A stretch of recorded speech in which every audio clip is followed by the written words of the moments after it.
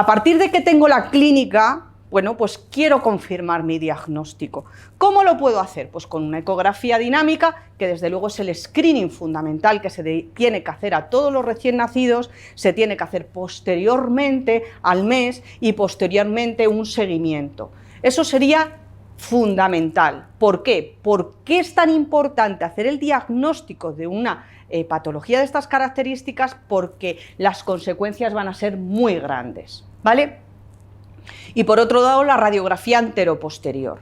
Voy a empezar con la radiografía anteroposterior para que luego podáis entender bien la ecografía, ¿vale?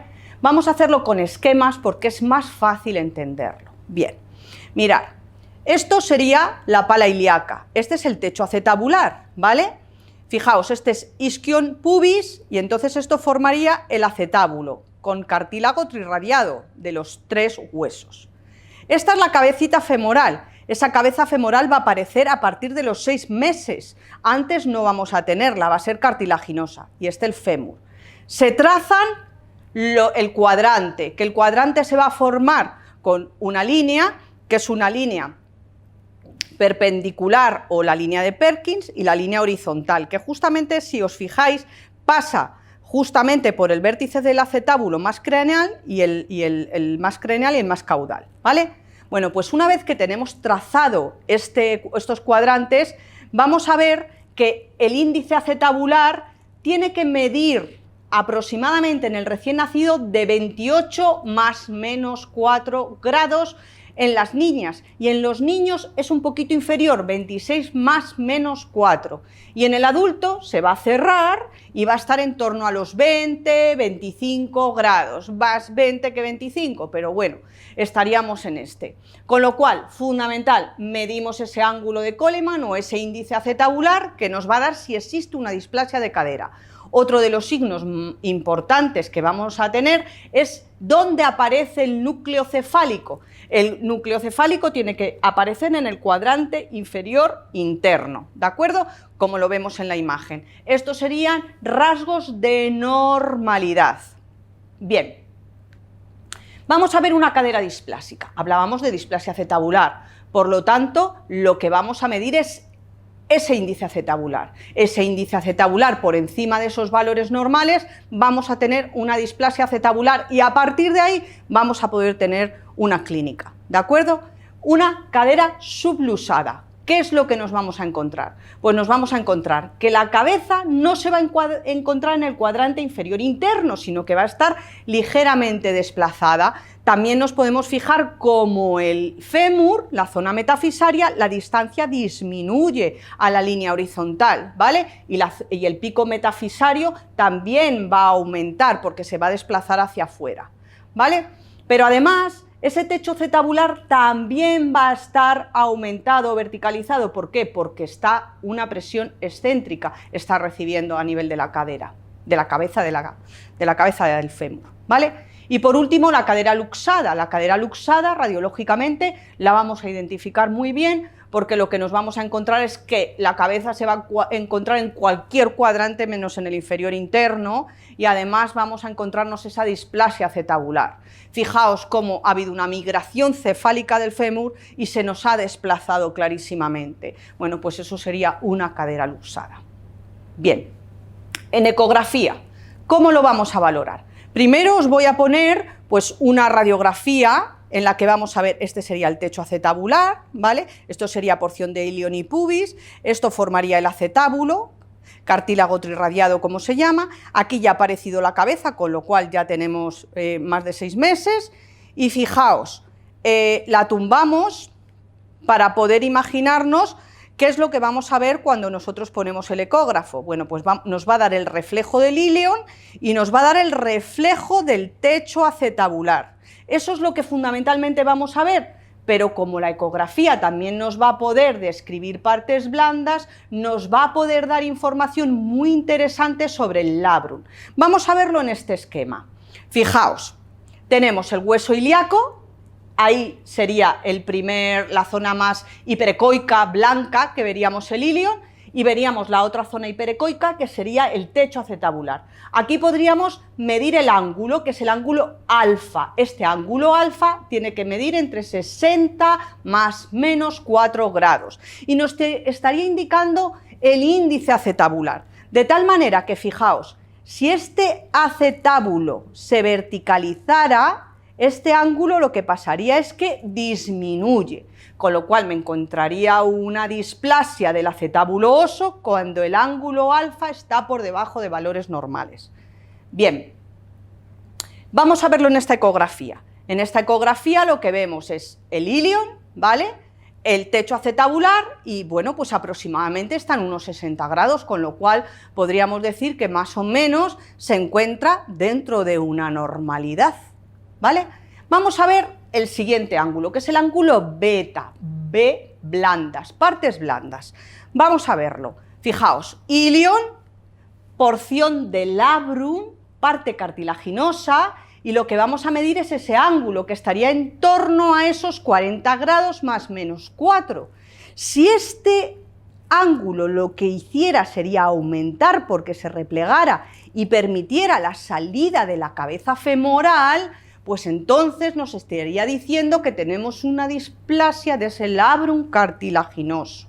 Pues ese ángulo beta lo vamos a ver en la ecografía. Fijaos, tenemos la porción de ilion, el labrum y ese ángulo que está por encima de los valores normales, con lo cual claramente nos estamos encontrando que hay una displasia de la zona del labrum, ¿vale? Y otro de los datos muy importantes es el índice de cobertura. Bueno, el índice de cobertura es cuánto dentro está la cabeza de lo que sería la porción ilíaca. Trazamos la línea, lo normal es que sean 55 grados y, como vemos aquí, tiene menos de un 25%, con lo cual esta cadera está sublusada a consecuencia de una displasia del labrum, ¿vale? Bien, en este otro son dos imágenes ecográficas en las que una vemos total normalidad, como podéis ver en cuanto a la posición de la cabeza, y esta está totalmente fuera, está totalmente luxada. Bien. Os pongo este caso clínico, pues una niña de 6 meses que acude a la consulta, presenta una rotación exagerada de la pierna derecha. Si os acordáis, en la clase de la marcha, bueno, pues veíamos que esa disposición en abducción exagerada o esta posición que esta niñita no camina evidentemente, bueno, pues es muy llamativa. Presenta ese aumento de laxitud y cuando la exploramos, vemos que tiene pues todos los signos característicos. Tenemos más pliegues, el test de abducción claramente está disminuido con respecto a la pierna contralateral, pero fijaos, radiológicamente presenta una radiografía sensiblemente normal. Tiene 5 meses y ya tenemos la cabeza en su sitio y perfectamente colocada. Y además el índice acetabular está dentro de parámetros normales. Sin embargo, trae un informe, que es el informe de una ecografía con un ángulo alfa de 64 grados, con lo cual está dentro de los valores normales, pero el ángulo beta está en torno a 62 grados, por encima de los valores normales, con lo cual es prioritario tratamiento. ¿Por qué? Porque puede ser esa cadera inestable y potencialmente luxable que si no se controla se puede ir, ¿vale? Por lo tanto, es imprescindible un diagnóstico precoz con la clínica y las pruebas complementarias, fundamental. El tratamiento, pues férulas de Frica, dobles pañales mandan muchos, pero hay que explicar a los padres que el doble pañal lo que tiene que producir es esto, una abducción máxima y una flexión de 90 grados. ¿Por qué? Porque si la cadera no se encuentra situada en donde tiene que estar y haciendo la presión adecuada sobre ese techo acetabular y ese fibrocartílago, pues posiblemente pueda traer luego complicaciones. Además de la férula, tenemos férulas de Fricas, arneses, tracciones y en el peor de los casos cirugías, ¿vale? Las consecuencias de las displasias pues son clarísimas, que las vemos en consulta muy a menudo y cada vez además se ve más porque se diagnostica más la patología del labrum.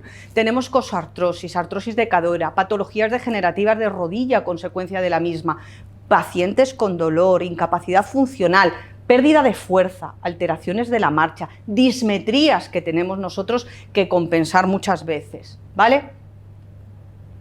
El tratamiento del adulto, pues van a ser analgésicos, antiinflamatorios, usos de bastones, muletas, fisioterapia fundamental, el tratamiento ortopodológico fundamental para quitar presiones, pero ojo, cuando está la patología instaurada y también muchas veces después de ponerle las prótesis. ¿Por qué? Porque pueden quedar con situaciones de dismetrías y ser necesario poner tratamientos ortopodológicos para nivelar las dismetrías que puedan quedar.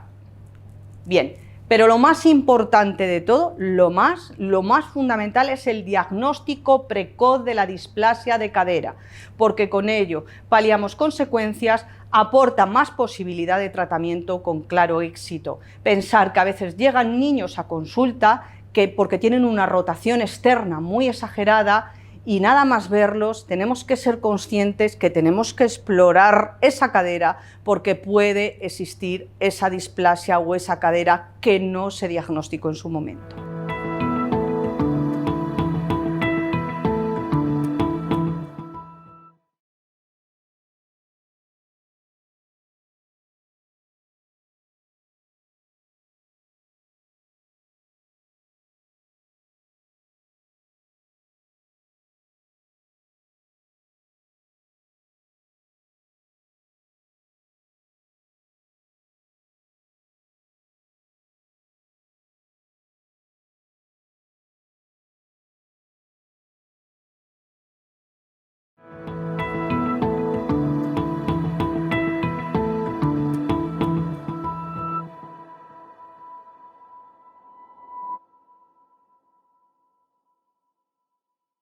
Continuando, hemos hablado de la patología congénita de cadera y ahora vamos a pasar específicamente a la patología congénita del pie.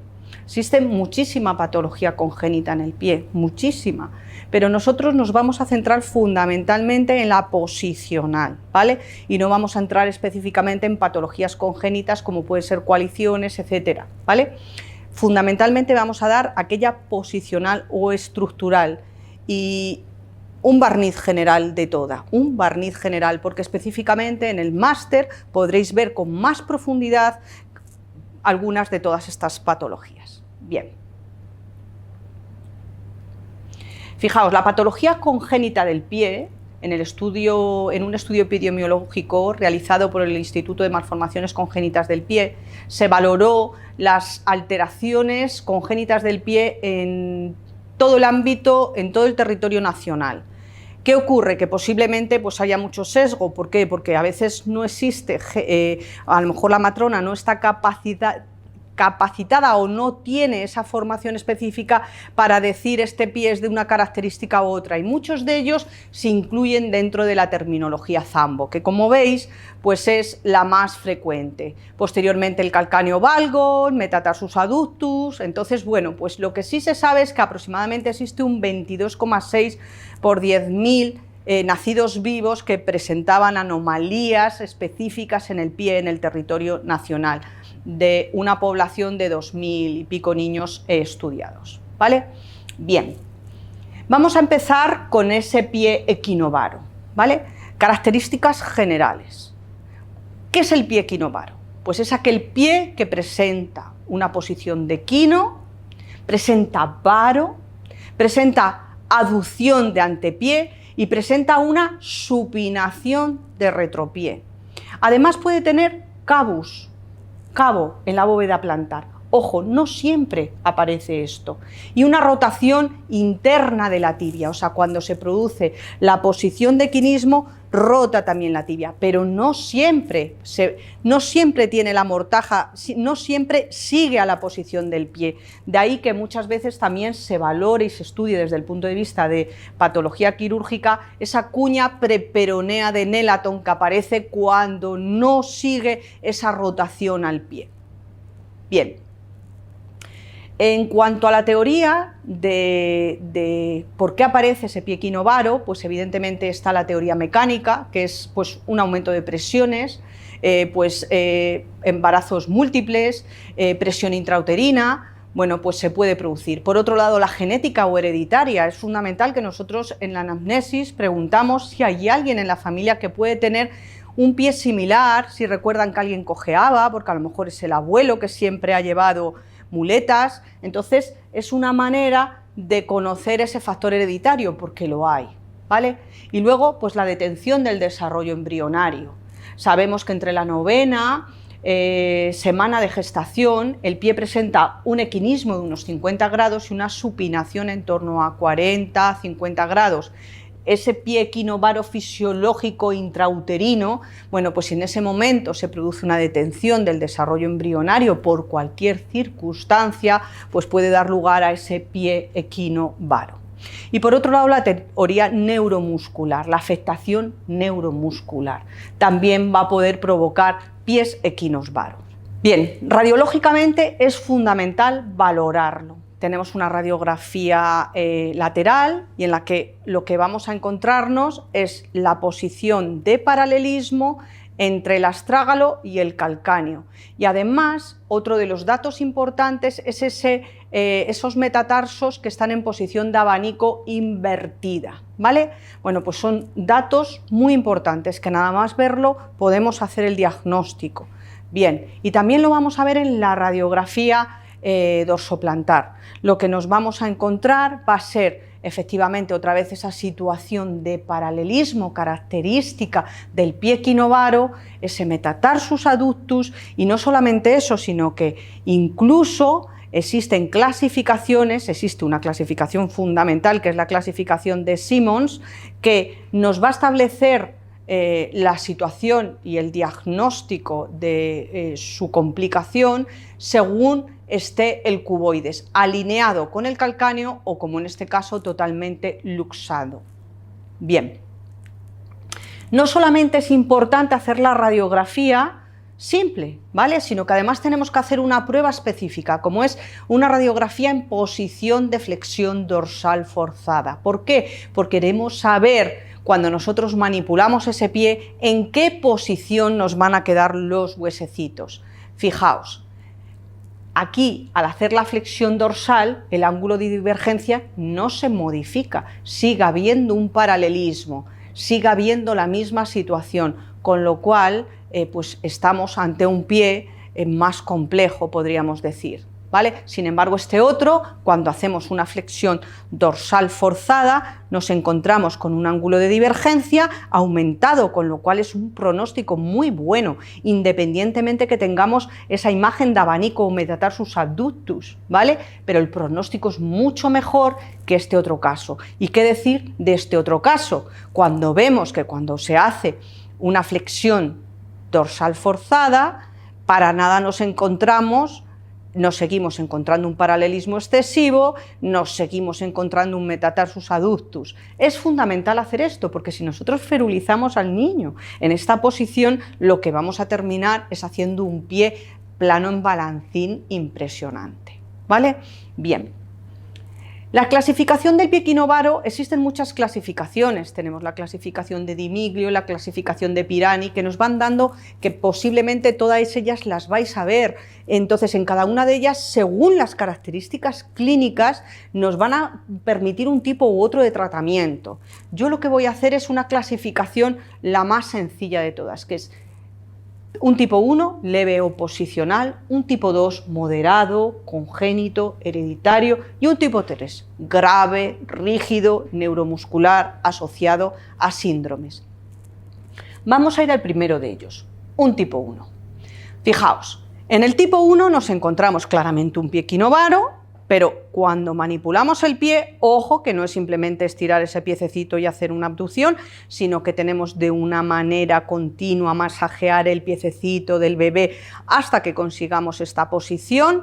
Por lo tanto, no tenemos alteraciones óseas. es postural y la posición se corrige fácilmente, ¿vale? El tratamiento, manipulaciones que se deben realizar lo más precoz posible. En el mismo momento del diagnóstico se tiene que tratar, ¿vale? ¿Por qué? Porque si no se va a fijar la deformidad y durante el crecimiento ya nos va a quedar un pie que va a ser mucho más complejo el tratamiento.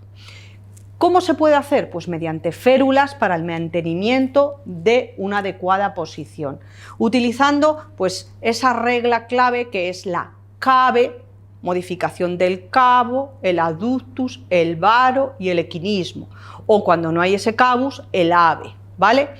Ese aductus, que es lo primero que corregimos, el varo, que es lo segundo que corregimos, y lo último siempre el equinismo. Bien, y siempre después de haber valorado radiológicamente cómo se encuentra el pie.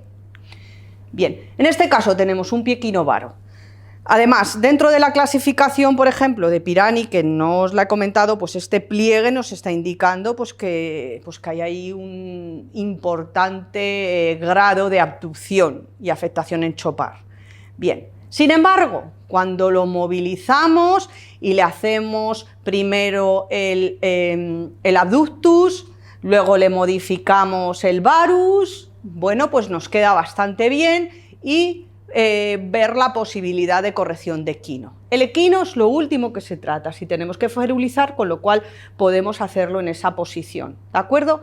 Y claramente vemos que en este caso es perfectamente flexible, ¿vale? Bastante flexible.